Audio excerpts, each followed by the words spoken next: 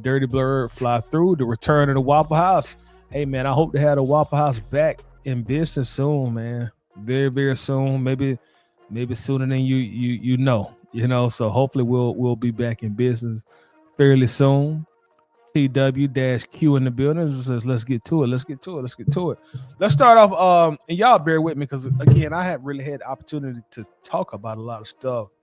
So I'm gonna kind of start where I left off at it in regards to the last time I've had a live stream. And I want to start off with the new Falcons head coach, which is Kevin Stefanski. Welcome to Atlanta. A late welcome to Atlanta from me. The new Atlanta Falcons head coach. He replaces former Atlanta Falcons head coach Raheem Morris. As we all know, Kevin Stefanski comes from Cleveland, the Cleveland Browns, the illustrious Cleveland Browns. So we got a new head coach. So let's start off with that. My opinion on that, I hadn't had a chance to talk about that on this show, but I was on some other shows that I did get a brief opportunity to speak about that. And I'll kind of reiterate my thoughts about the Kevin Stefanski hire. When I first got the word about the hire, to me, my first initial thoughts were like it was very weird optics. The reason I say weird optics is because Stefanski had won in Cleveland 8 games, I think it was, over the last 2 seasons. And he was replacing Raheem Morris, who had won 16 games over the last 2 seasons with Atlanta. So to me, that was like very, very weird optics. I can't lie. I can't front. I got to be transparent. The optics were weird because normally when a team fires a coach, they typically will try to go in a direction of hiring a coach who's on more of an upward trajectory. And that was not the case with this hire with Stefanski, with him only having 8 wins over the last 2 years. So it was very weird optics to me. Again, I got to be honest with y'all. The optics was weird on that.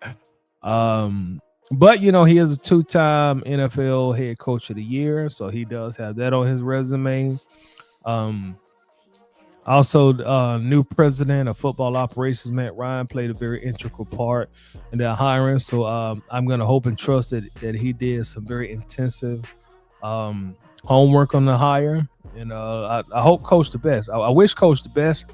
Hopefully Coach Stefanski can come in here and right the ship and get the Falcons back on winning ways, because it's been rough on us like the last 7-8 years, man. It's been very, very tough on us as fans. It's been tough on the franchise as well. So hopefully he can come here and right the ship. I tell y'all all the time, like I'm not the biggest, most opinionated person when it comes to coaching hires and when it comes to general managers. That's really not my wheelhouse. I'm more vocal and more opinionated on the players. I tell y'all all the time, players make plays. So I focus more on the players, and the coaches. Like there are a lot of more people who is more knowledgeable about coaches and about general managers and about offensive coordinators, defensive coordinators, and offensive line coaches and DB coaches and passing game coordinators. There are a lot of more people who do Falcons content that are way, way, way, way more knowledgeable than I am on that. Again, that's not my wheelhouse. I focus on the players, and the coaches come in and they do what they do. Every Atlanta Falcons coach who comes in here, they always have my full support until they don't. That's my rule of thumb. You got my support until you don't. So Stefanski has my support right now. I'm fully behind him. And really, at the end of the day, I have no choice. I don't call the shots. I don't make the rules. I don't hire nobody. I don't fire nobody. The Falcons are going to do what the Falcons want to do in regards to who they hire as head coach, who they hire as offensive coordinator, defensive coordinator, and general manager. As a fan of the team, I just get behind it. So he has my full support, just like all the other coaches have had my full support when they originally come in and they take the job. Like Raheem Morris had my full support. Arthur Smith had my full support. Dan Quinn, and so on and so forth. So, I'm wishing Stefanski the best. Hopefully, he can come in and just right this ship. Because we really need to get back to our winning ways. As far as Stefanski goes, I'll be honest, I don't know a whole lot about Coach Stefanski. Um, just the stuff that I read on the internet, like he's big on tight ends, so that is, I guess, that has something to do with us keeping Kyle Pitts also. But I just hope he comes in and does a good job. You know, he definitely has my full support. I don't go into any coaching hires with like any negative connotations about the coach, because I want them all to do well. I want all the general managers to do well. I wanted Terry Fontenot to do well. I wanted, when Rich McKay was the general manager, I wanted him to do well. I wanted who was the other one? Thomas Dimitroff. I wanted him to do well as also. You know, so I want the new staff and the new coaches and the new scouting department. I want all those guys to do well and just get the Falcons back to get into the playoffs. You know, just get into the playoffs and let's see what things go from there. When we originally hired Stefanski, man, that was somewhat of a controversial hire. There was a lot of firestorm about that hire within the fan base, and so let's dig into that real quick. A lot of people had some qualms about Stefanski being hired, probably based on some of what I said originally. You know, he didn't come in here with a lot of momentum. You know, he only had won 8 games his last 2 years in Cleveland. So a lot of fans probably felt some way about that, just like I did. But I think, especially with the Atlanta Falcons fan base, I think a lot of fans felt some kind of way based on what happened in Cleveland last year with Shedeur Sanders. You know, a lot of fans felt some type of way about that. You know, when I was sitting back observing it and talking with people, that's one common theme that kept coming up. You know, people felt some kind of way about the Shedeur Sanders situation, how he did Shedeur, you know, how he coached Shedeur. He didn't like Shedeur. He didn't treat Shedeur fairly. And you know, I heard a array of things about Shedeur Sanders and Kevin Stefanski from a lot of people. So I'm gonna start right there as I speak on that. Also, shout out to King Atlanta Supporters in the building. What's going on with King Atlanta Supporter, man? I appreciate you coming in. Shout out to my brother Dave Starks is in the house. Says I want the Atlanta BirdGang future Super Bowl special. I got you, bro. Hey, hopefully it'll be here within the next few years. David also says between Pierce Jr. and the assistant D-line coach. Oh man. We're having an off season and not in a good way. That's typical Atlanta Falcons, bro. You know, if we didn't have any controversy and drama, we would not know what to do with ourselves. I read that I read the stuff about the D-line coach, and it was just like, I read it, I was like, wow. That's the first thing that came to my mind. Like, wow, like, is this real? Is this real? Wow. And then I was like, well, this is the Falcons, so I wasn't surprised about it, but I like, God dang, wow. Like the stuff he was accused of, I won't repeat here on YouTube because YouTube don't like that R word, but I was like, wow, like, God damn, like, really?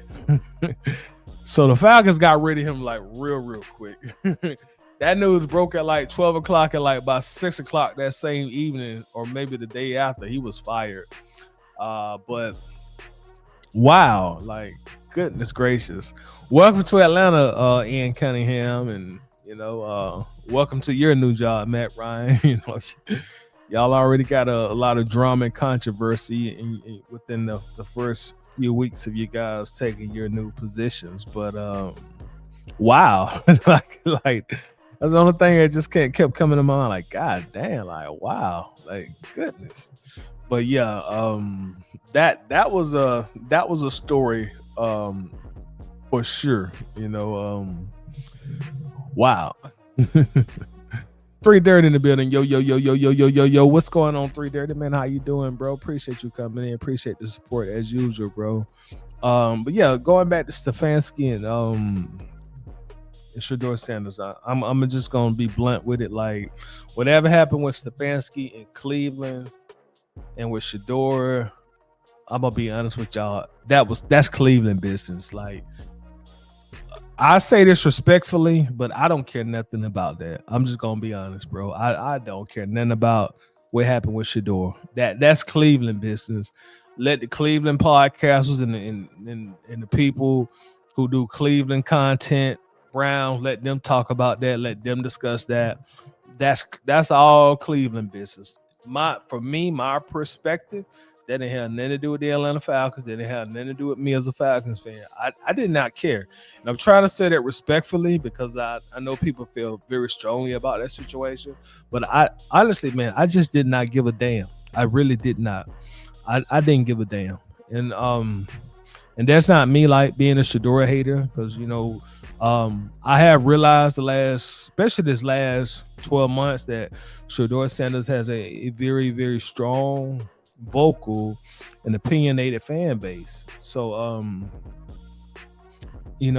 trying to choose my words carefully as I talk, but I didn't give a F about it, man. I really did not. I didn't care nothing about that, man. And I cannot emphasize that enough. I didn't give a damn about it. I'm sitting there watching Falcons fans go back and forth about it. I'm like, man, I don't give a damn about that, bro. I really did not. That didn't have nothing to do with the Falcons. That didn't have nothing to do with Michael Penix or Kirk Cousins. Like, I don't give a damn about that, bro. And for me, it was like, going a little bit in reverse is like pretty much the most of the fan base was so vocal in getting rid of Raheem Morris. Like that was the narrative. That was the talking point. We need a new head coach. Get Raheem Morris out of here. Okay, you got your wish. Raheem is gone. They fired him, and now this is the new coach. So for me, like it was like, okay, now you can't be fire Raheem, and then when they fire Raheem and they hire a new coach, you're like, whoa, not that. I didn't want you to hire that coach. Like, no, it don't work like that. You can't have your cake and your ice cream too. If you wanted Raheem gone, he's gone. This is the new head coach. Deal with it. Stop all the crying. Stop all the bitching. This is the new head coach. This is who we need to get behind. I don't want to hear nothing about all this Shador Sanders stuff. I just don't care. And as a fan, as a Falcons fan, let me put this out here too. Deion Sanders. I grew up on Deion. I'm in my 40s. So when Deion came to Atlanta, I was a very impressionable kid. Like a lot of kids in my age group who were Falcons fans, who were not even Falcons fans, because back then the internet wasn't a thing. So back then, even though you were a fan of a team, I don't think the fan wars were not as big as they are now since we got the internet. So a lot of people who are not Falcons fans, they clamored toward Deion being on Atlanta, just like they did when Michael Vick came here later on down the line, because he was such a big personality, a big superstar, and he was a sight to see on TV. So the point I'm trying to make is I grew up on Deion. Deion was a fixture in my life through elementary school and also through middle school. Deion Sanders. When us kids with me as a child and my friends or my classmates, when we would go play football or PE or whatever, hey man, I'm Deion. No, you ain't Deion. I'm Deion. So Deion was a real big fixture in my childhood in regards to a sports idol. That's somebody that I looked up to in the sports world as an idol. So huge Deion Sanders fan in regards to like just being a sports fan and a Falcons fan. Nothing but love for Deion Sanders, but Deion stopped playing for the Falcons in like 1993, man. That was a long time ago. So I don't have any I don't. For me, I didn't have any like undying loyalty to Dion and his son Shador in this beef that Shador Sanders fans had with Kevin Stefanski. I did not give a damn. That did not matter one bit to me. Dion left the Falcons a long time ago. And don't get me wrong. Dion still reps the Falcons in certain ways. You know, he still will express his loyalty to the Falcons. I've heard numerous interviews, and he said the Falcons are his first love, and that's where he wanted to go coming out of Florida State. And I appreciate that as a Falcons fan, but that was a long time ago when Dion left here, man. And like, Dion is not like Roddy White. Dion is not like Matt Ryan. He's not even like John Abraham. What I mean by that is like Dion is not at Flowery Branch every training camp, showing his face, interacting with fans, talking to players. Dion don't do that for Atlanta. I don't expect Dion to do that for Atlanta. Dion is a very busy person. He's always, since he's retired, he's always had things going on in his life. He's now a coach for Colorado, so he doesn't really have a lot of disposable time at his hands. But even before he started coaching, like, you really wouldn't see Dion at Flowery Branch. The last time I can recall Dion being at Flowery Branch was like back in 2013, 2014. You know what I mean? So Dion was not going out of his way to be a fixture with the Atlanta Falcons, coming to talk to the DBs, coming to talk to the team, and so on and so forth. So I didn't have this undying loyalty to get in this beef and be against Kevin Stefanski. I didn't like that. That just did not matter to me, you know. So again, like, for those fans, like, you can't be on a fire Raheem train for 2 years and then when they fire Raheem and bring in a new head coach, you can't be like, well, no, I don't want that coach neither. Like, no, you can't have your cake and ice cream too. Now you gotta pick one or the other. So in short, man, I didn't give a damn about none of that Shador Sanders and Kevin Stefanski stuff. From my vantage point, Shador Sanders, young quarterback. From my opinion, like, I didn't see anything from Shador Sanders outside of one game where I can really say that he played good football as a rookie. Like,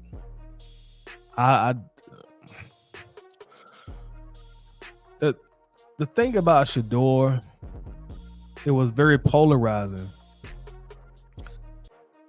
To me, the Shador Sanders narrative, I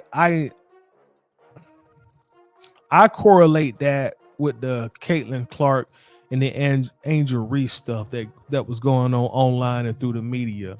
That's just one of them us against them type of things that kind of went outside of sports, if you understand what I'm saying.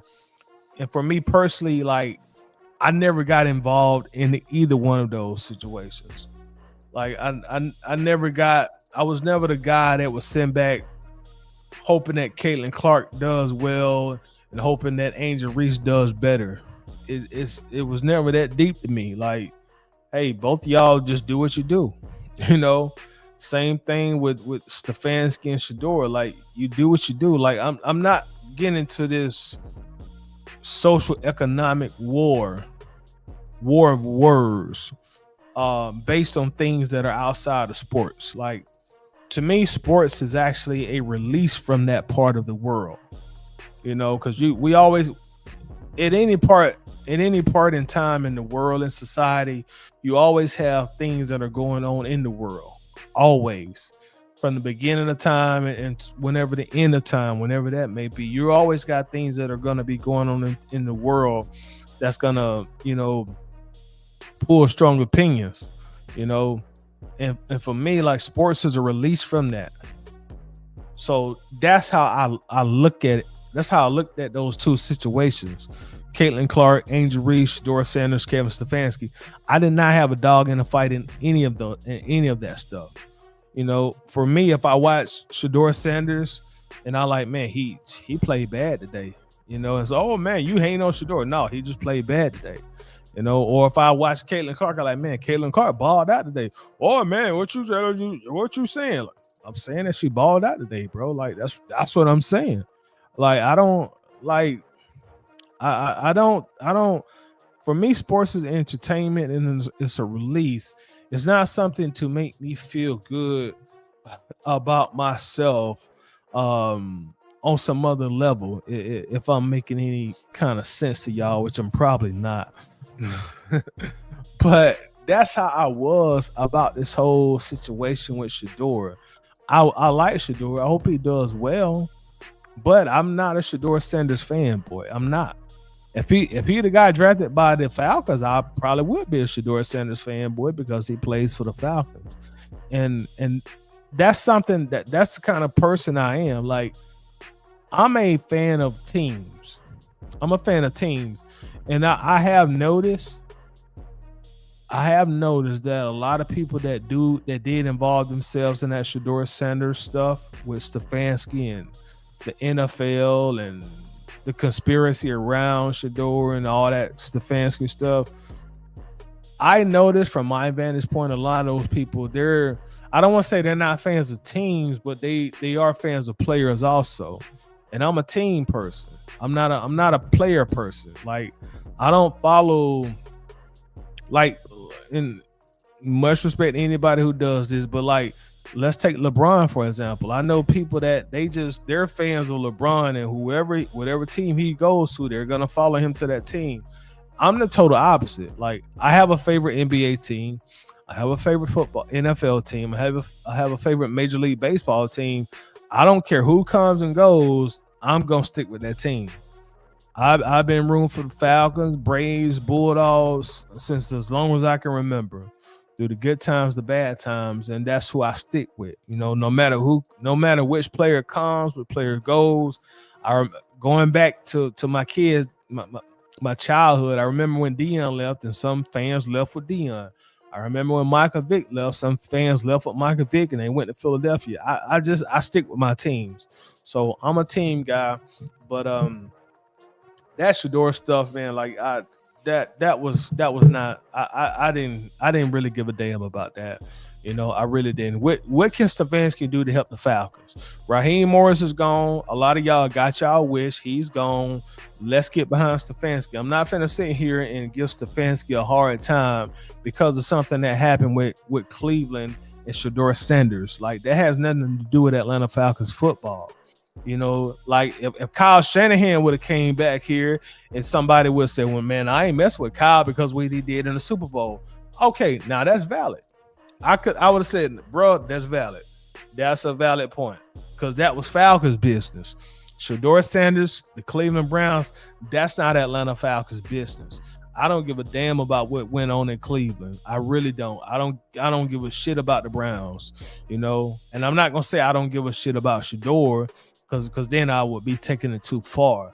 But I'm not so wrapped up into this Shador Sanders polarizing culture war where I got some kind of beef with Stefanski. I hope Stefanski comes in here and he does a great job for the Atlanta Falcons. That's where I stand at with that. Ian Cunningham was named general manager of the Atlanta Falcons. He was the assistant general manager for the Chicago Bears.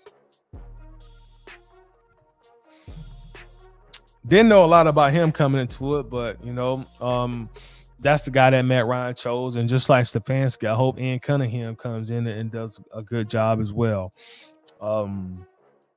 I've seen him. I've seen and heard some interviews that he has done. I really can't judge his personality right now because I haven't seen enough of him, but he kind of seems like he's more of a no nonsense kind of guy. He doesn't seem like he has a big personality compared to Terry Fontenot. Terry Fontenot came in smiling, talking, saying all the right things, kissing babies. And Cunningham so far doesn't seem to be the same personality type. He seems to be more of a no nonsense guy. He seems a little bit introverted and a little bit mean, but that's probably a good thing. You know, you don't have to be a politician to be a general manager. And speaking of Stefanski and also Ian Cunningham, dare I say that? I mean, I want to ask y'all a question. Do y'all think Matt Ryan hired his friends? I know a lot of people were very critical of Raheem Morris, saying he hired his friends. Did Matt Ryan also hire his friends? With Kevin Stefanski being a Philadelphia guy, and Ian Cunningham working under Ryan Poles, and Ryan Poles is one of Matt Ryan's best friends. So was that like I look out for you, you look out for me kind of thing? So we'll see how that goes. You know, but I don't think it's no secret to anybody that follows the NFL that a lot of these people hire people that they're friends with or they network with or who they have some kind of relationship with. So that's not a big surprise either. We got Noah 4997 in the building. Has been waiting for Toddy for weeks. About damn time. Hey man, appreciate that, bro. And my apologies to you, man. I said this when I first came on, man. Just life been life, and I really hadn't had the opportunity to sit down and turn on the camera, bro. But I'm gonna try to be more consistent. We got free agency coming up. We got the NFL draft coming up next month, so I'm gonna try to be more of a familiar face. I got to get myself back in the algorithm, so y'all do me a favor and hit that like button for me. I definitely would appreciate it. We got Ray Bud 3000 in the building as well. Says, what's up, Toddy? What's going on with you, Ray Bud? I hope you're doing good, man. Appreciate you coming in. 3 Dirty says the word is fickle. I think he's talking about the fan base on that point as well. Let's go up a little bit more. King Atlanta says Kevin better use trick plays. He might got some tricks up his sleeve, bro.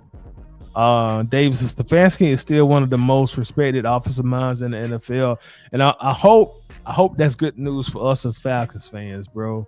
I hope he can come in and work magic with this Falcons offense. 3 Dirty says neither did I. I think you're talking about Shedeur Sanders and not caring about what happened in Cleveland. If so, 3 Dirty, like, bro, I didn't care nothing about that, bro. I cared nothing about that at all, bro. Like, I really didn't give a damn. King Atlanta supporter says, Matt Ryan ready for some Super Bowl rings. So am I, King Atlanta. So am I, man. I definitely am ready for it. David said, I'm very much waiting to see. Yes, he only won 8 games last 2 years in Cleveland, but the Haslam's are a dumpster fire. So we'll see whose fault it is. Yeah, that's very much true. That is the Cleveland Browns. So I don't know how much weight we can give to his failures there in Cleveland.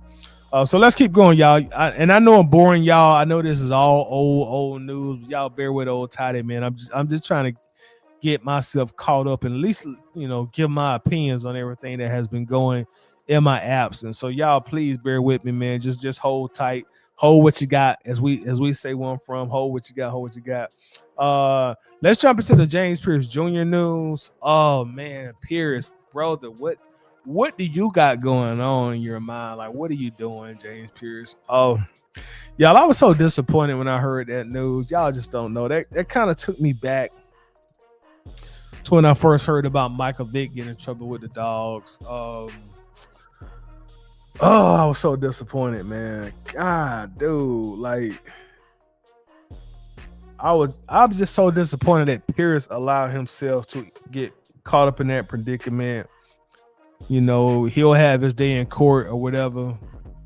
But man, Pierce. And then when I seen the video of the incident, and I'm watching all these cops, it's like 6 or 7 cops trying to take him down. I'm like, oh, this is all bad.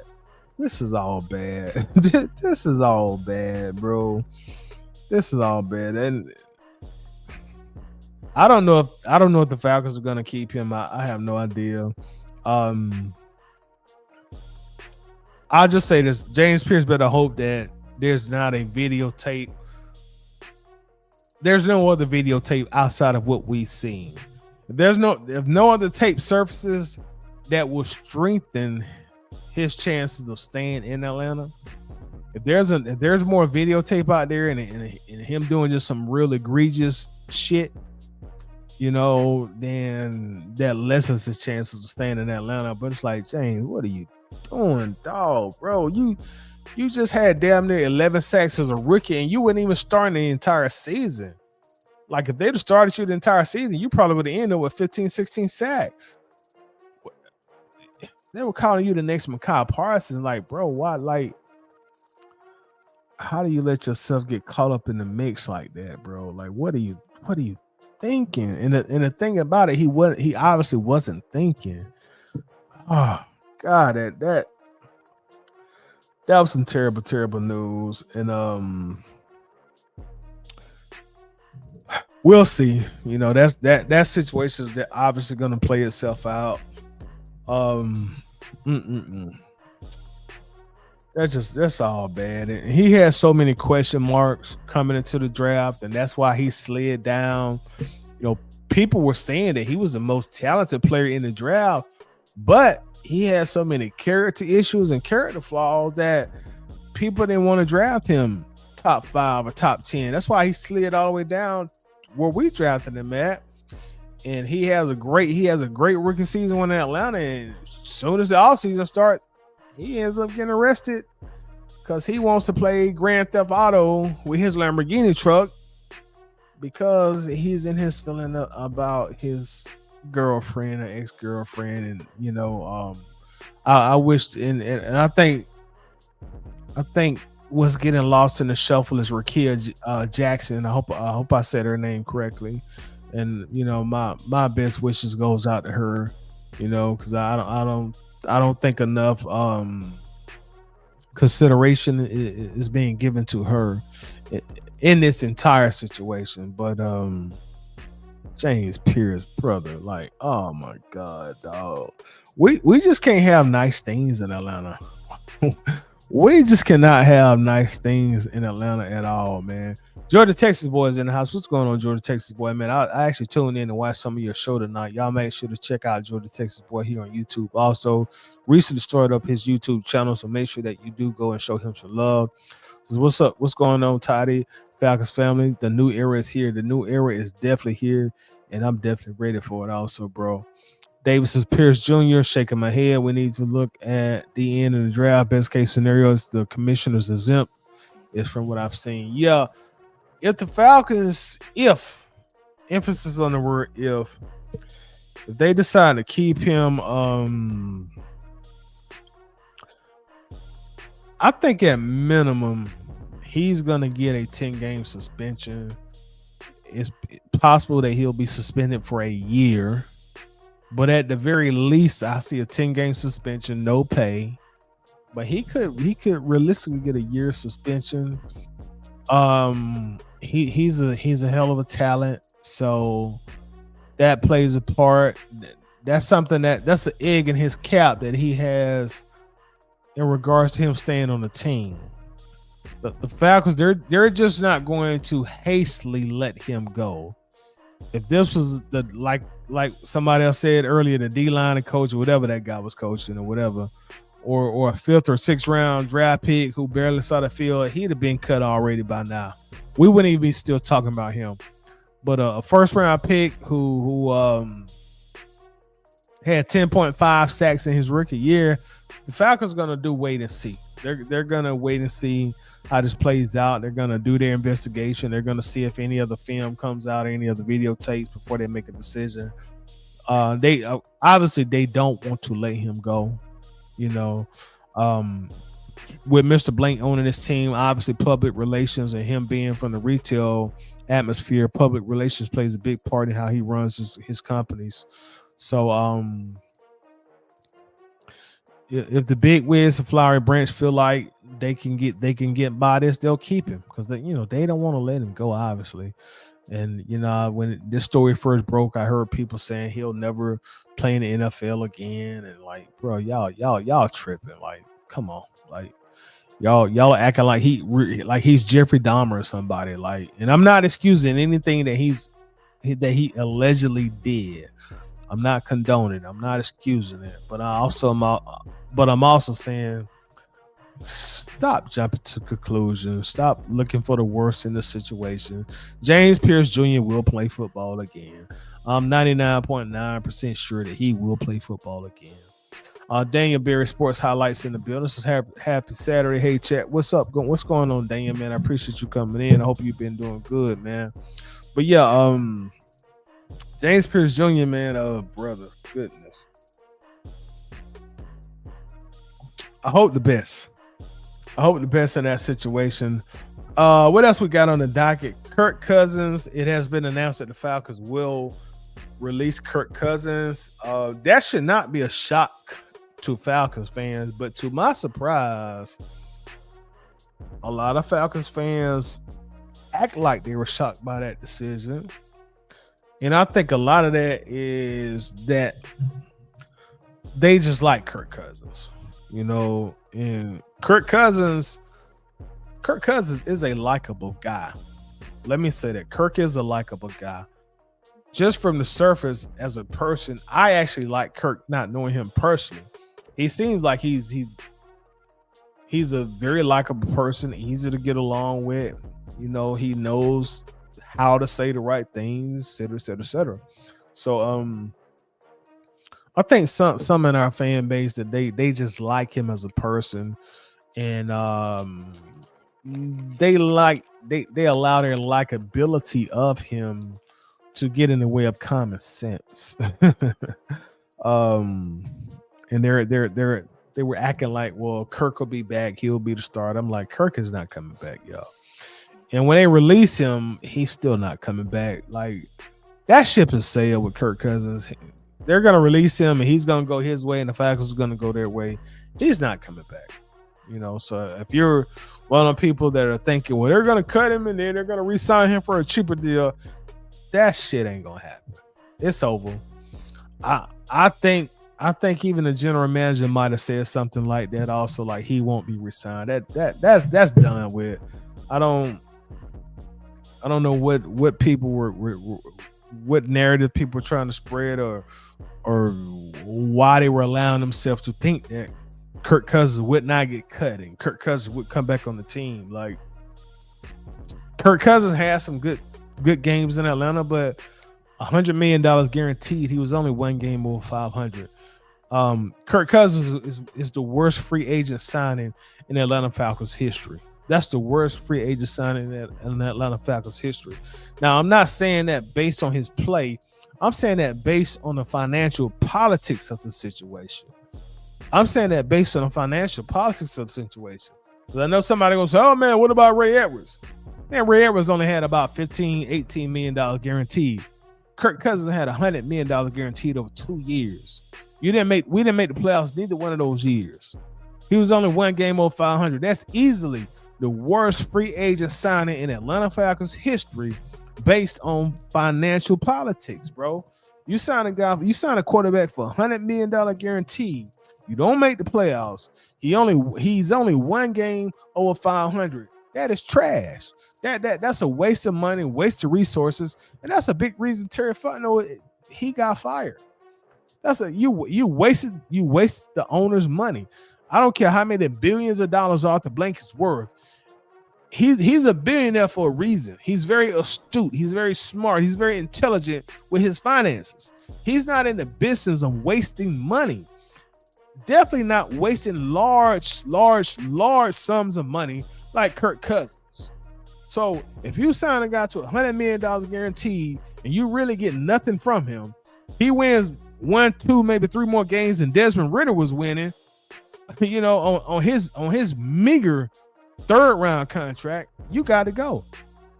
So that's a big reason Terry Fontenot was out here also. You know, he had to go. Cool ass Dre, yo, what up, Tyler? What's going on with you, Dre, man? Appreciate you coming in, bro. How's everything? But that's a big reason that Terry Fontenot is gone. Kirk Cousins, he ain't coming back. If you sit here thinking that they're gonna re-sign Kirk Cousins again, you tripping. You're really tripping. Really tripping. I don't know where Kirk's gonna end up, but he ain't playing for Atlanta no more. So y'all can Get that idea out of your head. What else we got going on? Who is going to play quarterback for Atlanta in 2026 while Michael Penix rehabs his knee? We're going to have a lot of rumors come up between now and when the free agency period starts. These next few weeks, the rumors are really going to intensify. I've seen people say the Falcons need to trade for Mac Jones. I've seen people say, hey, you need to go out and get Malik Willis. I've seen people say, hey, well, what about Zach Wilson, Tua Tagovailoa, however you say his last name, Kyler Murray? Do you go and draft somebody? I've seen it all. I've heard it all, just like y'all have. So, like, who's going to be playing quarterback while Michael Penix rehabs? The Falcons are definitely in the market for a quarterback. They're definitely in the market for a quarterback. And Michael Penix, speaking of Michael Penix, Penix recently was on, when was that? Super Bowl Media Week. He had some interviews and he was saying that his rehab is going well, that he wants to be back out there by week 1. And I saw a lot of our fans take that and go somewhere with it. Me personally, I hope he's back week 1. I hope he's 115% week 1. Is that realistic? No, it's not. I'm not gonna BS you. And I didn't put a lot of equity into what Penix was saying. Not that I think he was talking BS, because that's not the case, but that's what I expect him to say. Obviously, he's not going to come on TV and say, well, my rehab is not going the way I thought it would be. My knee is still sore. I don't think I'll be back week 1. Penix knows he needs to sell himself to the new coaches, to the new general manager, to the new front office, which is Matt Ryan, and also to the fan base. So, in a sense, Michael Penix is now interviewing, for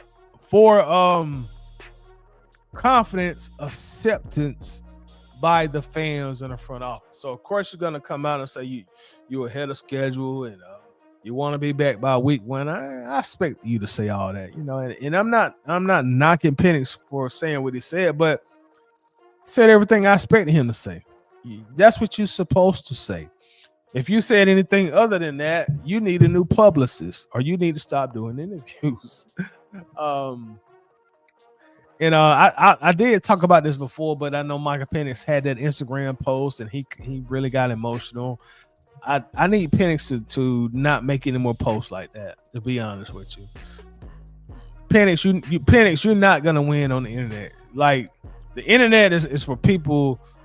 This form of the internet, you're not gonna win. You're not gonna beat the trolls. You're not gonna beat the content creators like me who sit here and do content. You're not gonna beat us. You're gonna beat us on the football field. You are 300 times the athlete that we are. We can't do what you do on the football field, and you necessarily can't do what we do on the internet. So, as the old saying goes, Penix, don't feed the trolls. Don't get the Twitter fingers, and because Matt Ryan has said something, or because people in your comment section calling you trash, you feel like you got to respond back, get on your phone and respond back to it. Don't do that. Penix, you don't need to make any more posts like that, bro. The way you prove yourself to the fan base, to the critics, to the national media, to Stephen A. Smith, to Matt Ryan, or whoever you feel like you got to prove yourself to, you do that on the field. Don't get the Twitter fingers, bro. That's a battle you're not going to win. Now, you can go out there and beat Tampa Bay, Green Bay, Washington, New England, Arizona Cardinals, the Saints. You go out there and beat all them on the field. That's how you get your redemption. You do it on the field, bro. You're the quarterback of the Falcons. You still the projected starter. You got to be a leader. You gotta exhibit some emotional intelligence. And I don't feel like that was exhibiting emotional intelligence. I feel like using your feelings. And being the starting quarterback, being a leader, that's not what that team needs, in my opinion. They need you to be a leader. They don't need you to be emotional. You know, you already was crying in the press conference, which I didn't like. You know, so you're gonna have to grow up fast, Michael Penix. You got to grow up. And I'm not trying to say that he was being childish, but what I am trying to say is you don't want your starting quarterback to always have their emotions on their sleeve where they got to react emotionally on Instagram, or they go into a press conference and they start crying because they have a bad game. The players in their locker room, Jalen Walker, Bijan, Drake,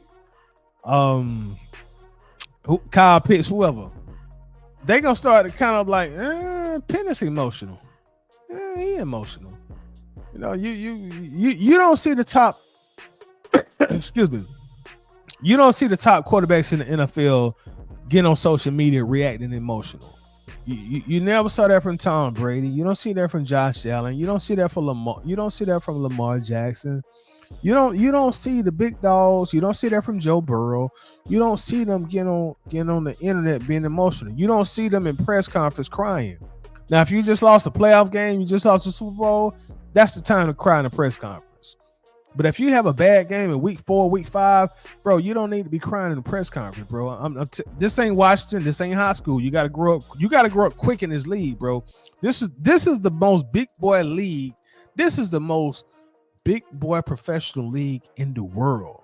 So all this crying and all this emotional outbursts, that got to go. And also, next year, get rid of the do-rag as well while I'm on my soapbox. Let's get rid of the do-rag. You know, let's go ahead and take that next step in leadership. Let's get rid of the do-rag, bro. You know, you're in your mid-20s now, like, you know, that's normally around the time that people stop wearing do-rags anyway, at least in public. You know what I mean? There was a time I did have hair. I used to wear a do-rag too, but around my like early to mid-20s, I wasn't wearing the do-rag in public anymore. And hopefully, Michael Penix, you'll stop wearing yours too very, very soon. What else we got? Y'all? I'm trying to catch up. What else we got? Kyle Pitts. Let's talk about Kyle Pitts. Now, this is something I've been wanting to talk about. I've been wanting to talk about Kyle Pitts. Kyle Pitts was franchise tagged by the Falcons. Franchise tag for the Falcons right at $15 million. He got a franchise tag by the Falcons for $15 million. So he is under contract for the 2026 season at least, which to me was a very smart decision by Atlanta, may I add.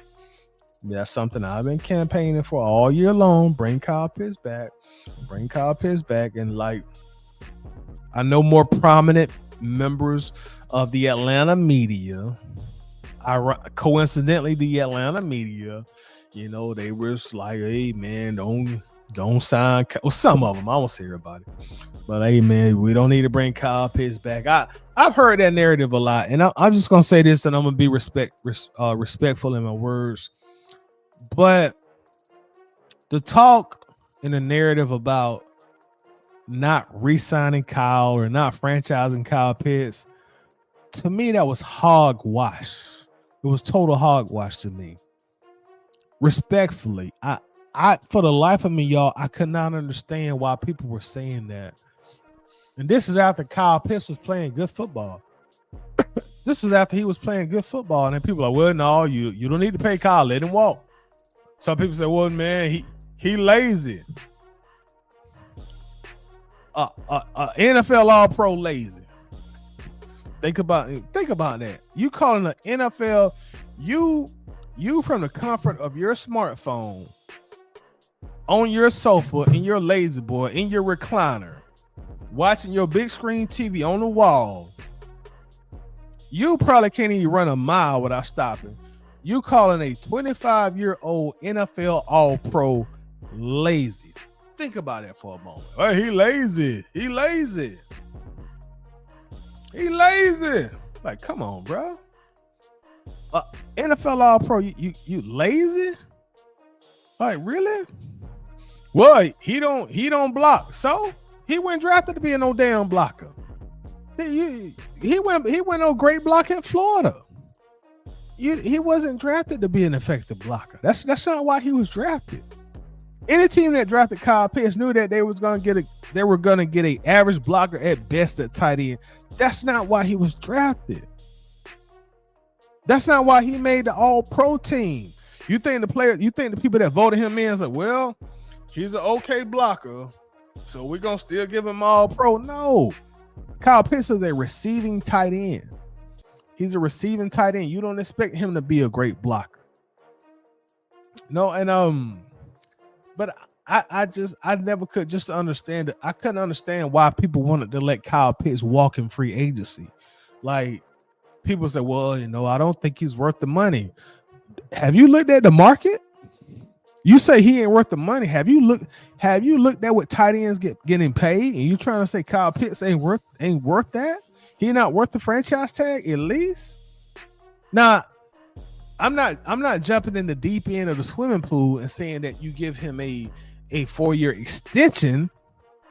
But yeah, of course you franchise tag him. I for the life of me, I could not understand like why there was I couldn't understand why that was a talking point. Like, I was thinking to myself, so people really think the Falcons are going to allow a 25-year-old. Remember, Kyle Pitts is only 25.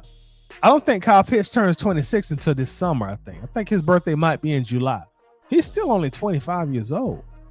So people really thought that the Falcons were going to let a 25-year-old All-Pro, not Pro Bowl, because the Pro Bowl is diluted now. Pro Bowl is diluted. But a 25-year-old All-Pro just walking free agency. You really, like, people really was saying that. And I was hearing it. I'm like, what's y'all rationale for that? Why would you let Kyle Pitts walk in free agency? Like, how does that make sense? This is a player who almost had 1,000 yards, almost had 90 receptions, and 5 touchdowns at 25 years old as a tight end. Why would you let him walk in free agency? Franchise tagging Kyle Pitts was always the right thing to do. I don't care what nobody says. That was always the right thing to do, objectively. Letting him walk in free agency, it just never made any sense to me. At least by franchise tagging him, now the Falcons, they have leverage. Now you got, if he goes to 2026 still on the team, now it's like, okay, Kyle, you franchise tag. If you have another good year, then we'll re-sign you to a long-term extension. That's the Falcons' leverage. And it's only a 1-year deal. So it's not like they're on the hook for 3 or 4 years of guaranteed money. Like, oh, you're going to mess up the salary cap with this franchise tag. No. And beyond that, by franchise tagging him, now you still can negotiate that contract. When I say negotiate that contract, you still now can talk trades. So if Kansas City or if Buffalo or if New England calls, hey, bro, we'll give you a second round and a fourth rounder. If Buffalo calls and says, hey, man, we'll give you 2 third rounders.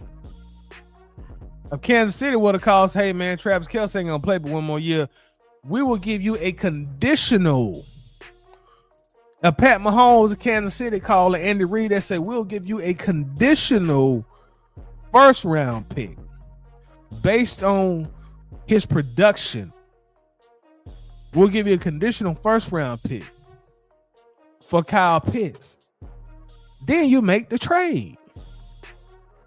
I'm not saying you keep him and you turn down trades, but you keep him because it makes sense to keep him. Now you have negotiating power as you enter free agency, as you enter the draft, when teams call and they offer you trades.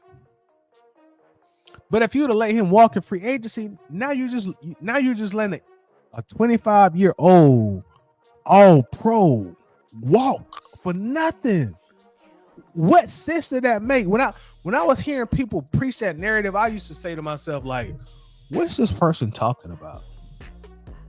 What are they talking about? Why wouldn't you franchise tag him? Why wouldn't you franchise tag him so you can entertain trades? That don't mean you gotta keep him. I'm not saying you tag him and you don't talk to nobody about trades. That if Drake May and Robert Kraft call for the Patriots, I'm not saying you hang up the phone and don't talk about a trade. If Drake May say, hey man, I give you 2 second-round picks, well, we probably could do that. But if you let him walk in free agency, you don't even have that opportunity. So I never understood that. Like how often do Falcons even get all-pro players? It's not often. And people were wanting him to walk into free agency. And I used to say to myself, like, these people don't understand what market value really means. They don't understand what market value really means. Like before COVID hit, you could probably buy a real nice house in most of America, well, outside of LA and New York, for like $250,000 before COVID. Now, them same houses about $350,000, $400,000, maybe $500,000. But that's the market. That's the market value. So now, if you're a home buyer, you're trying to say, hey man, this house was like $250,000 like a few years ago. Yesterday's price is not today's price. That's the market. So, buddy, if you don't want to spend $400,000, you better go to the hood. You better go to the hood if you want to spend less than $250,000. That's the market. So people were not even considering the market. They wouldn't consider them. Kyle Pitts on a franchise tag of $15 million. He's the 5th highest paid tight end in the NFL. When I say market, let me give y'all an example of what I'm talking about. The players that are below Kyle Pitts right now, let's see, the Cleveland Browns tight end, David Negotia, I don't know how to say his last name, but he's making $13.6 million right now. That's the guy right below Kyle Pitts. He's making $13.6 million. $13.6 million. And this year, at $13.6 million, he had 33 catches, 293 total yards, and four touchdowns. Making $13.6 million, he had 33 catches, 293 yards. In 2024, the year before that, he had 64 catches, 505 yards. And Falcons fans, that's about what Kyle Pitts been having most of his career with us, and we call him trash. We calling him trash. Let's keep going. Let's go to Mark Andrews, who makes $13 million this year. He's one of the highest paid tight ends in the NFL, making $13 million a year. Mark Andrews. Let's look at his numbers.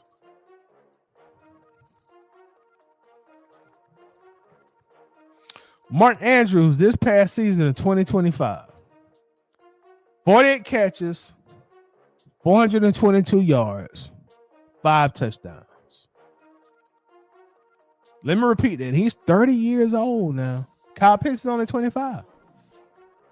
But he had 48 catches, 422 yards, and 5 touchdowns. Mark Andrews is making $13 million.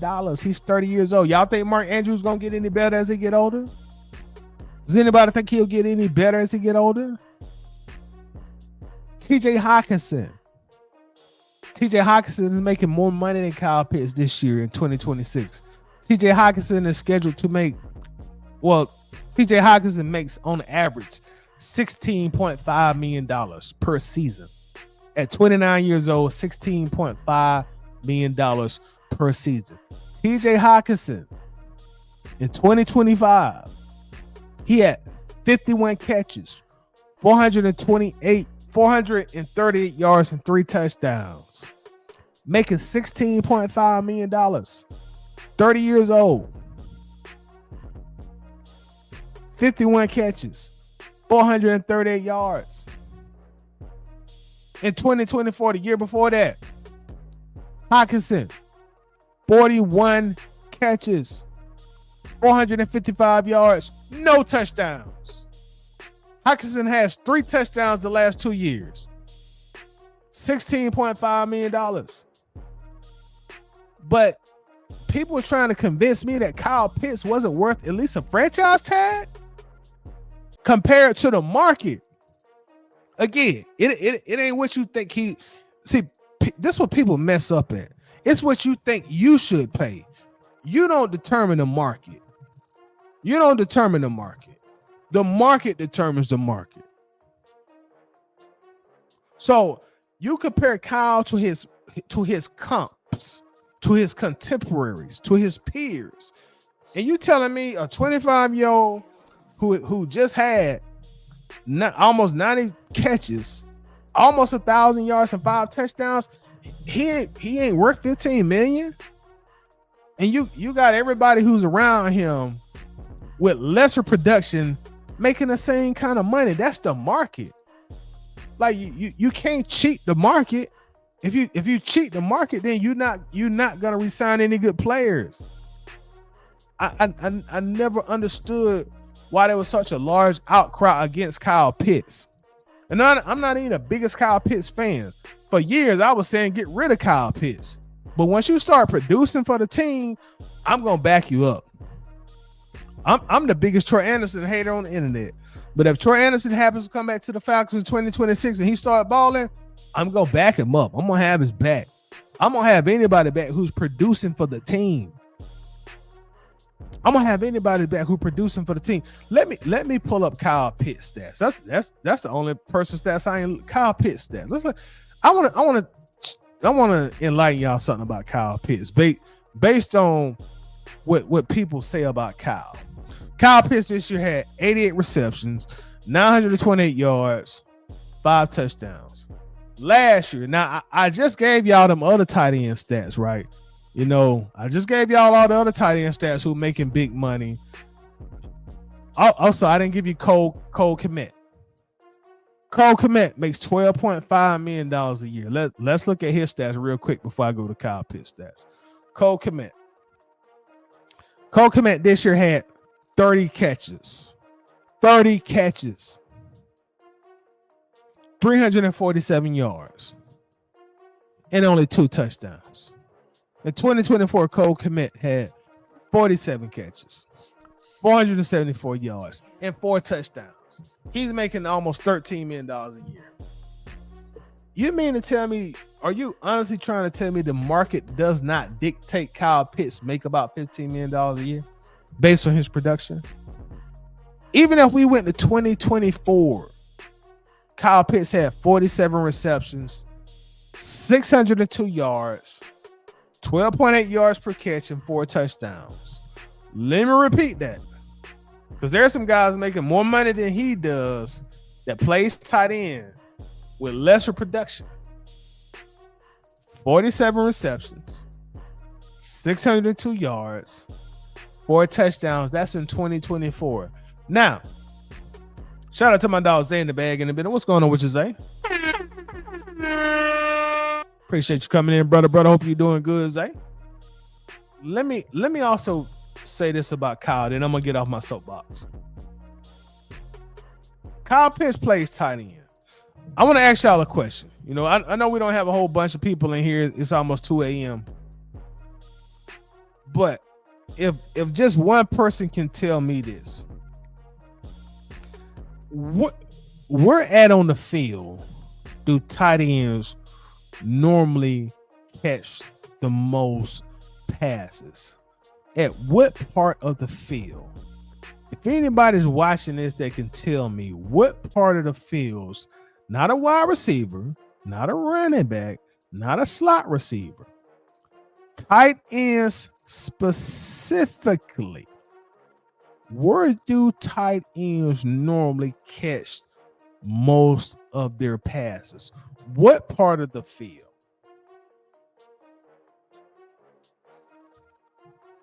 If anybody can answer that question for me, I would appreciate it. Where does the tight end normally catch most of his passes?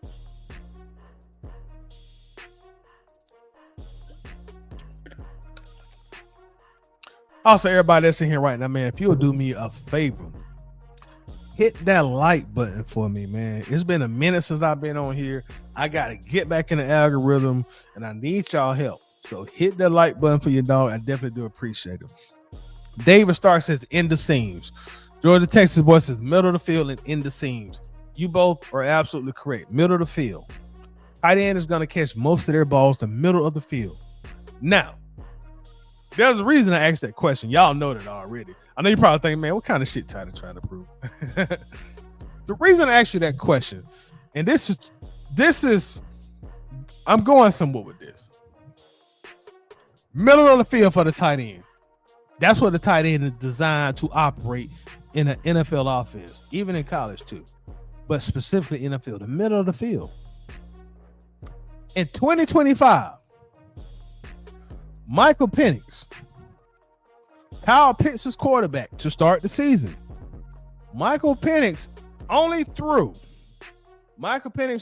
in between the hashes 10 times the entire 2025. Now, I know some people saying, well, Michael Penix didn't play the whole year. You're correct.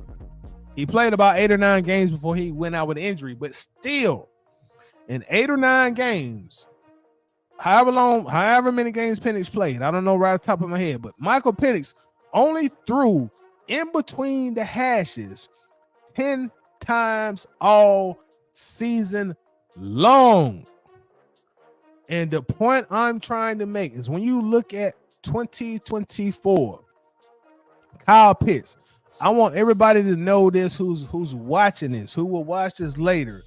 Before Kirk Cousins got hurt last year in 2024, Kirk Cousins, he got hurt in that New Orleans game, which I think was week 9 or week 10. I think it was week 9 against New Orleans when he got hurt. Kyle Pitts was on pace with Kirk Cousins as his quarterback to have 60 receptions, about 820 receiving yards, and 5 touchdowns. Let me repeat that to you. Before Kirk injured himself against New Orleans, Pitts was on pace to have 60 receptions, 800 plus yards, and 5 touchdowns. When Michael Penix came in, Kyle Pitts' production dropped off tremendously. I mean, tremendously. If Kirk would have stayed quarterbacking, people would not have been able to use Kyle Pitts' production against him. Kyle Pitts, ladies and gentlemen, he cannot throw it himself. And I hate to sound like I'm being Kyle Pitts' defensive attorney, but a lot of times people don't do the homework. You know, I'm gonna be honest and say that a lot of times people will not do the homework. A lot of times people won't actually dig into the numbers. They actually won't go and look at the tape. You know what I mean? But when Kirk Cousins was quarterbacking last year, Kyle Pitts was playing pretty good football, especially being that he obviously was not the number one option. He wasn't the number one option. But if you're telling me a 24-year-old tight end can give me 60 catches, 800 plus yards, 5 touchdowns at the age of 24 years old, and he's not the number one option, I'm going to take that. I'll take that. I'll take that. That's what he was on pace for before Kirk Cousins went down hurt. Now, after Kirk Cousins got hurt, which was week 10, let me give y'all Pistons production when Penix, when Kirk got hurt, and Kirk obviously wasn't the same quarterback anymore. The following week, he had 1 reception after Kirk got hurt. The week after that, 0 receptions when Kirk was hurt. The following game after that, only 1 reception with Kirk being hurt. The next game, 4 receptions with Kirk being hurt. Now after that, they benched Kirk. They brought Penix in. He had 1 catch week 15, 1 catch week 4, and only 2 catches week 2. The point I'm trying to make is it wasn't a Kyle Pitts thing with his lack of production in 2024. It was a quarterback thing. And even then, he still was producing just as much as probably any other tight end in the league outside of the top two. So it was never a Kyle Pitts thing. Like, we drafted him 4th overall. You got to bring a quarterback in here that's going to be able to get him the ball within the offense. And Michael Penix only throwing in between the hashes 10 times all year. I know people out there saying, well, that wasn't on Penix, that was on Zach Robinson. You know, people love to blame Zach Robinson about anything. But no, that's on Michael Penix. Because when Penix got hurt, you saw what happened when Kirk Cousins came back in the game. And contrary to what it may seem, in 2025, yes, Kyle Pitts was still putting up good numbers even when Drake London was playing and healthy. Like don't be mistaken by narratives. When Drake London was in the game, when he was healthy, week 1, I even think, let me go back to the Falcons schedule. I even think the first few weeks, Kyle Pitts was the leading receiver on the team in 2025. Let me look that up real quick, y'all. Let me look that up. Let's look at receiving yards. Let's look at who was doing what this year. Give me just a second. Let me pull up our schedule. We played Tampa Bay the first game this past season. We lost. I actually attended that game. Let's look at receivers. Everybody was healthy then. Drake London was healthy. Kyle Pitts was healthy. Hell, even Michael Penix was healthy at that damn time. Let's look at the receiving yards for Atlanta. Week 1 with everybody healthy. Kyle Pitts, 7 receptions for 59 yards. Drake London, 8 receptions for 55 yards. Let me repeat. Kyle Pitts, 7 receptions, 59 yards. Drake London, 8 receptions, 55 yards. That's with everybody healthy. You know, so the narrative that Kyle Pitts was only doing this with Drake London out the game is simply not true. It's not true. You know, the next game, Minnesota, Drake London had 3 catches for 49 yards. Kyle Pitts had 4 catches for 37 yards. Kyle Pitts was involved in the offense even when Drake London was healthy. You don't become a all-pro tight end just by accident. You're producing. You're out there playing. You know, you're earning your keep. But let's go to something else. You know, I just couldn't understand like why people trying to run Kyle Pitts off the team. I didn't get it. I'm not the biggest Kyle Pitts fan. I don't own a Kyle Pitts jersey, but whatever makes the Falcons a better team, I'm all for it.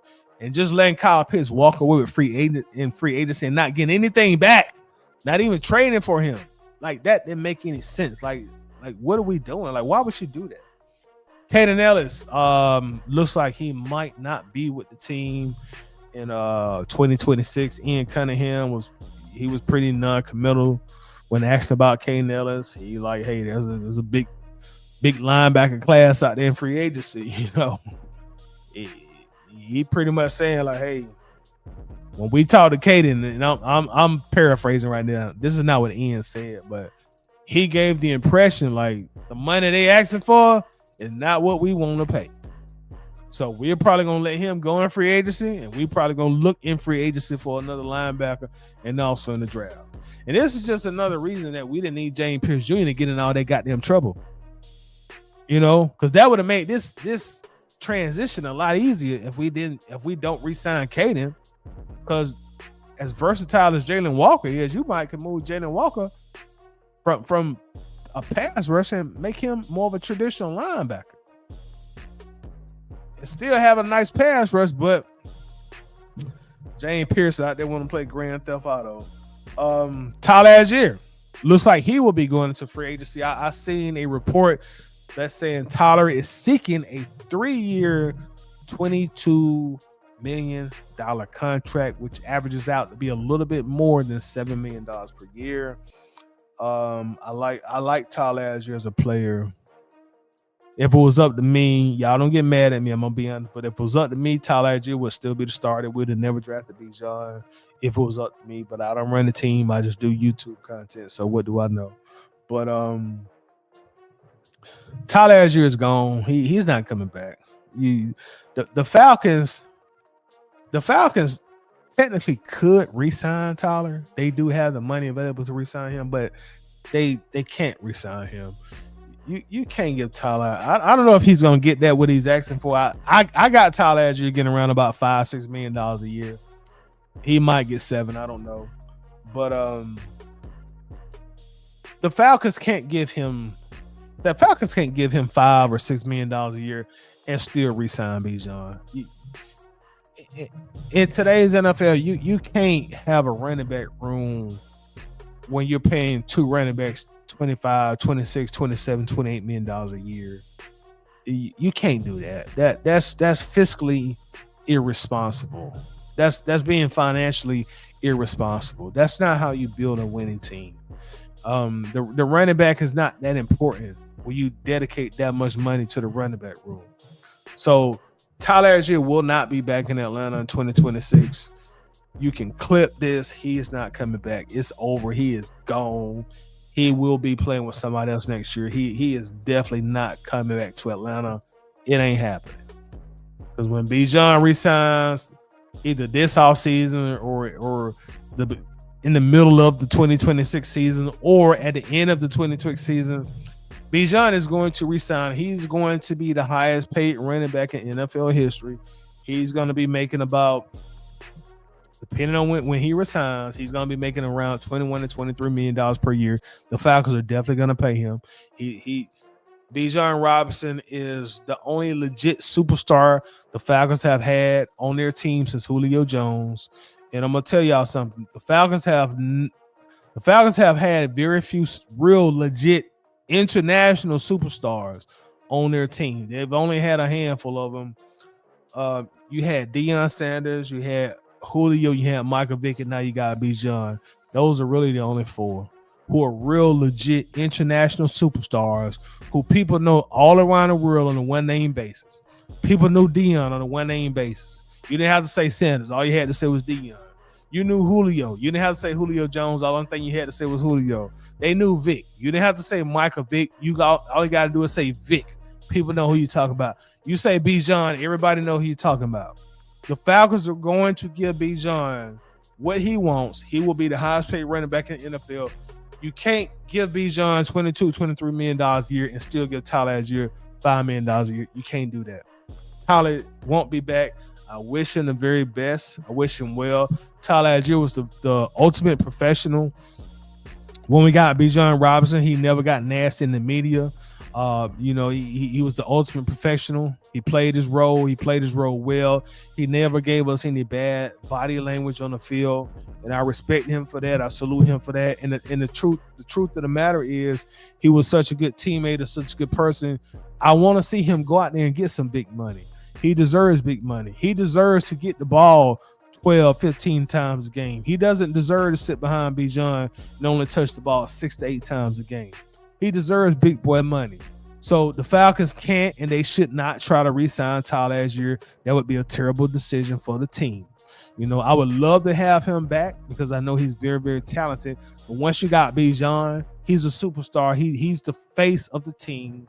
He's becoming one of the faces of the NFL. Bijan Robinson is a big reason we had all the national televised games. He's also going to be a big reason the NFL going to double back and give us more national televised games because everybody loves Bijan. Bijan, I said this before and people gave me some pushback, but I stand by this. Bijan Robinson has the potential to be the Atlanta Falcons' most exciting player in history. I know right now Michael Vick holds that title currently, but Bijan definitely can take that title from Vic, especially if the Falcons getting some playoff games and he starts showing out. He definitely can become the most exciting player in Falcons history. He's already one of the most exciting players in the NFL currently. So with that said, he's going to get whatever he wants from the Falcons. They're going to pay him. They're going to eagerly pay him. They know he's not a James Pierce Jr. They ain't got to worry about him getting in no trouble. He's a face. He's a face of the team. He's in national commercials. He's in movies. So they're gonna pay him. But you can't pay Bijan 23 million per year and then give Tyler $5, $6, $7 million. You can't do that. The running back position is not that important. This is not like these are two tackles or two pass rushers. You can't do that. These are two running backs. You salute Bijan. You salute Tyler. You wish him well. You thank him for his services, and you watch him go blossom with his next team, and you cheer him on anytime they're not playing the Atlanta Falcons. It's just that simple. Who else we got? Speaking of Bijan and Drake London, they're going to be getting new contracts pretty soon. I just spoke about Bijan's new deal on what kind of money he's going to get. Drake London will be coming up very, very soon. Drake London is going to get $30+ million a year. I think Drake London is going to probably end up around $31-32 million a year. And that's just what it's going to be. That's what it's going to be. And y'all, please don't take this the wrong way, but I'm gonna go back on my Kyle Pitts point a little bit. Like the narratives that I see in this fan base, like people tell me all the time, hey man, give Bijan whatever he want, and you also keep Tyler as year. Then people will say, well, give Drake whatever he want. And be like, damn, y'all want to pay Drake double what you pay Kyle Pitts? Like that, it don't even make sense. And I'm not saying like Drake ain't worth his money, because he's gonna get what he's gonna get based on the market. Again, the market is the market, but not saying anything bad about Drake London. He's gonna get $30+ million per year, but keep this in mind. Drake London, in his NFL career, he's never had a double-digit touchdown season. He's only had over 1,000 receiving yards only once in his NFL career. But people talking about Drake like he's just head and shoulders better than Kyle Pitts. Again, he's never had double-digit touchdowns. He's never had over 1,000 yards, but only one time in his career.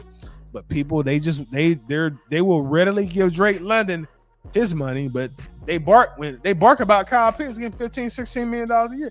I don't understand it, and I'm not even trying to throw salt or shade at Drake. I'm just saying, like, damn, y'all mean to tell me y'all will eagerly pay Drake London double than what you want to pay Kyle Pitts? Like, this ain't Justin Jefferson. This ain't Jamar Chase. No shade at Drake. I like Drake. We should keep Drake. But I'm just saying. NFL top quarterbacks of all time. Bleacher Report. Shout out to the Bleacher Report. They recently put out a top quarterback list. The top 100 quarterbacks of all time.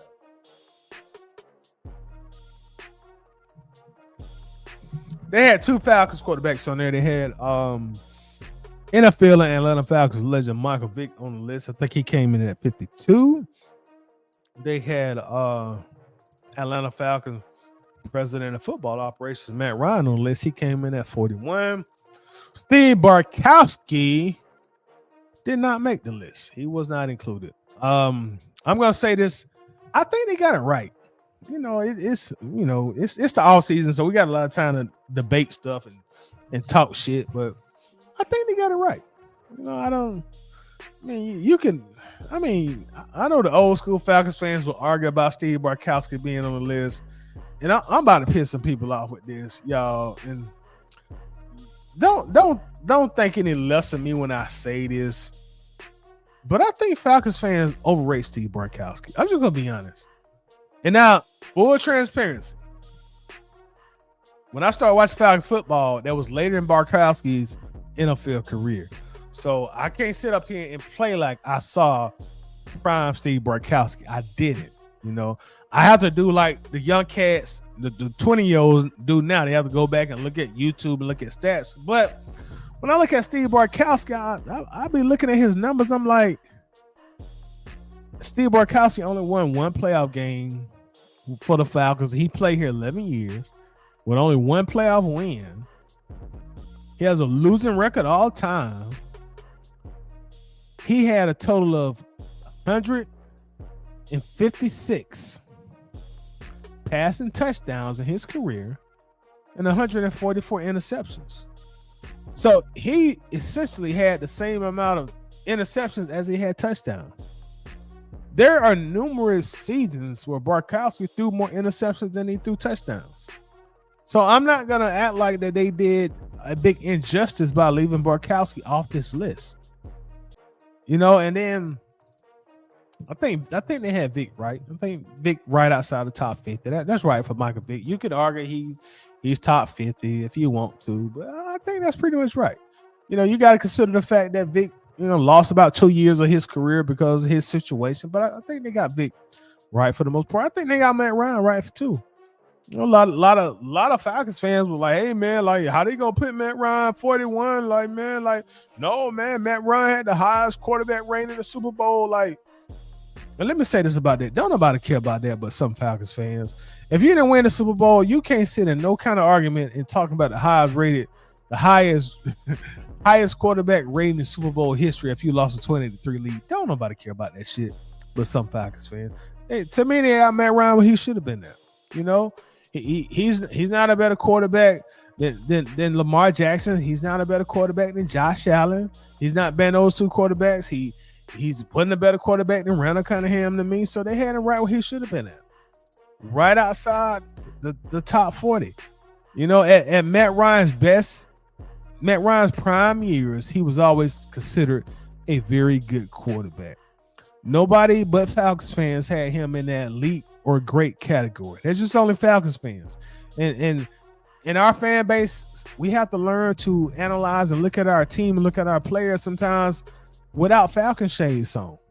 Matt Ryan was right where he was supposed to be. He has a losing playoff record. He barely has a winning regular season record. The last 5 years of his career were all losing seasons. Matt Ryan retired in I think 2022. His last winning season was in 2017. So the last 30 to 35% of his career were all losing seasons. After the 2018 season, Matt Ryan was no longer a very good quarterback. He was just an above average quarterback.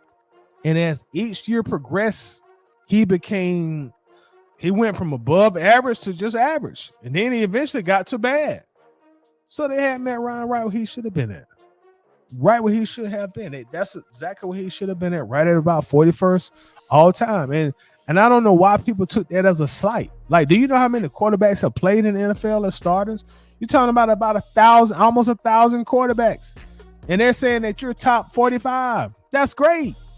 That's great. Like, people like the Falcons fans who try to say, "Oh, Matt Ryan top 25 all time. He's top 15." I'm like, you're full of shit. He ain't top 15 all time. He ain't top 25 all time. He's not. And I'm just being honest with you.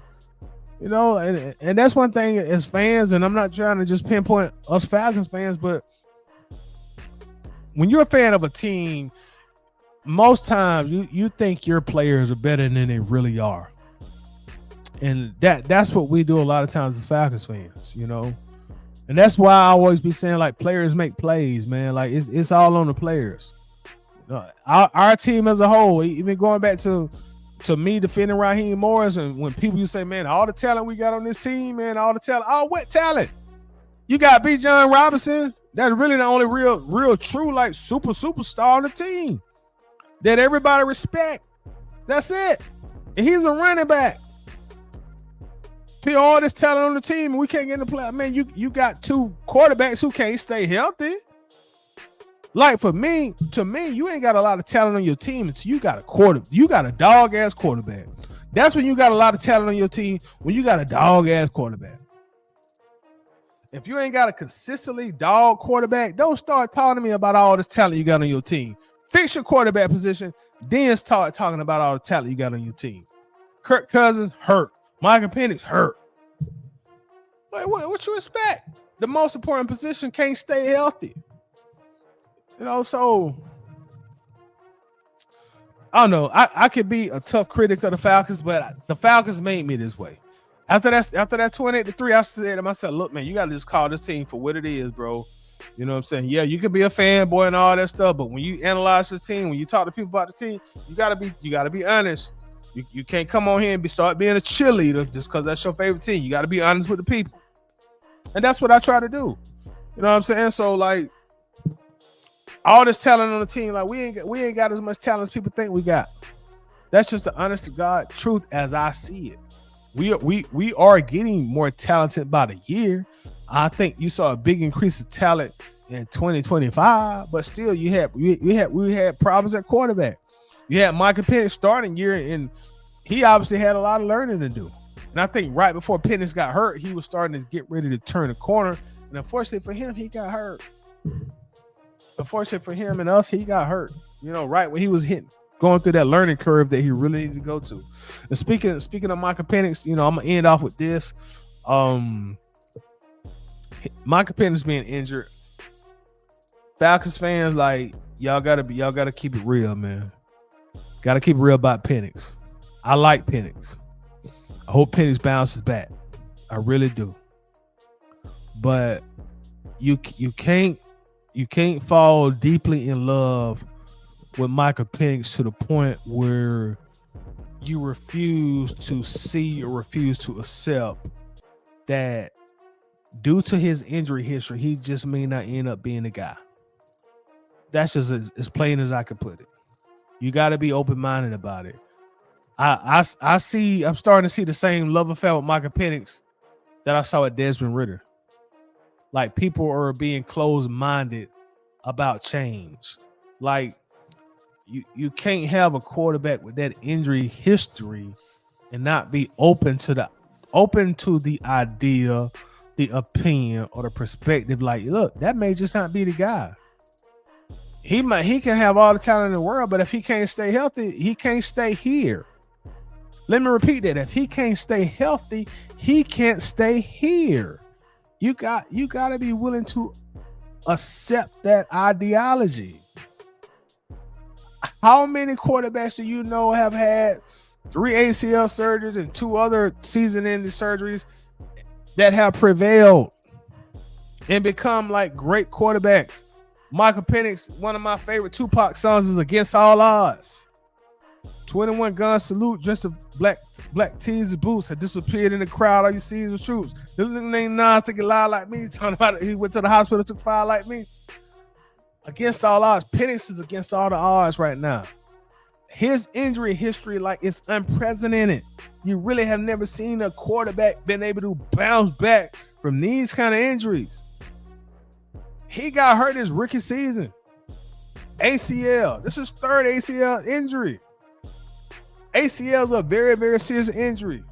I've torn both of my ACLs. My knees are not the same. And I'm not nowhere near the athlete that Penix is. I'm not trying to compare me to him, but I'm just saying, like, you got to look at the obvious, man. Like, you got to be open to the idea, like, hey, man, we might have to move past Penix because he can't stay healthy. So when people start talking about other quarterbacks, this quarterback, hey, man, you can't be getting mad at people about that. Because this guy has not proven or shown that he's durable.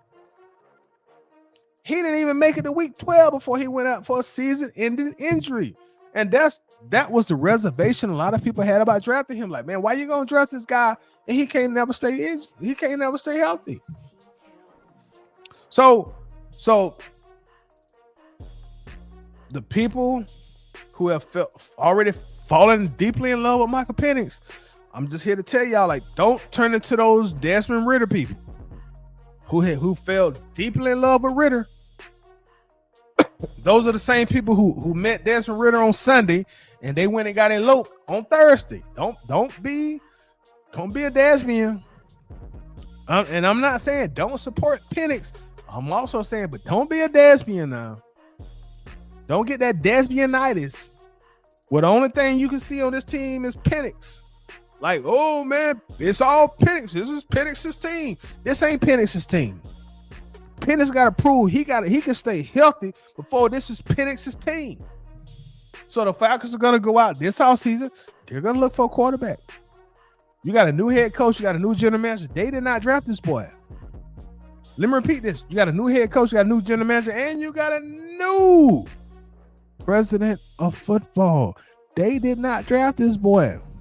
And don't think for 1 second this new staff is gonna put their resumes on the line for a injury-prone quarterback. It ain't gonna happen.